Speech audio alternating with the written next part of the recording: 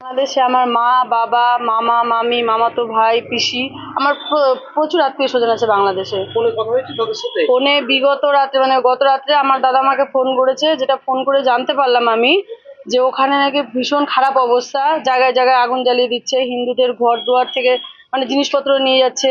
যারা মেয়েরা ধরেন একটু কি বলবো আর আপনাকে, যে সমস্ত মেয়েরা উপযুক্ত তাদেরকে মনে করেন ঘর থেকে বের করে নিয়ে চলে যাচ্ছে। মানে কোনো মেয়েদের তো কোনো সুরক্ষা নাই, ছেলেদেরকে বিভিন্ন রকম অত্যাচার করা হচ্ছে। টাকা পয়সা না দিলে বলছে বাড়ি থেকে বের করে দেবো, ভাঙচুর করে দিচ্ছে। এত খারাপ কি অবস্থা। বলেছেন? মা বাবাকে চলে আসতে বললেন এখানে? আমি মা-বাবাকে বললাম, ওনারা ভয় পাচ্ছে, যে ওনারা বলছে যে আমরা কোথায় যাব? আমরা কোথায় যাব? আমাদের ভিসা দিচ্ছে না। আমরা ভারতে গেলে আমাদের কাগজপত্র হবে কিনা? তো আমি ওনাদেরকে আশ্বাস দিয়েছি যে তোমরা নিশ্চিন্তে থাকো, আমাদের সরকার ব্যবস্থা করছে, আর তোমরা এদিকে চলে আসো। ওনারা বলছে ওখানে থাকলে আমরা এমনিই মরে যাব, এমনি আমাদেরকে মেরে ফেলে দিবে। আর আমার এটা অনুরোধ ভারত সরকারের কাছে যে ওখানে যে সমস্ত হিন্দুরা আছে অন্ততপক্ষে তাদেরকে এখন এদেশে এনে নাগরিকত্বটা দেওয়া আপনার হোক। পরিবার কোথায় থাকে? বাংলাদেশে? বাংলাদেশের মানিকগঞ্জ, ঢাকা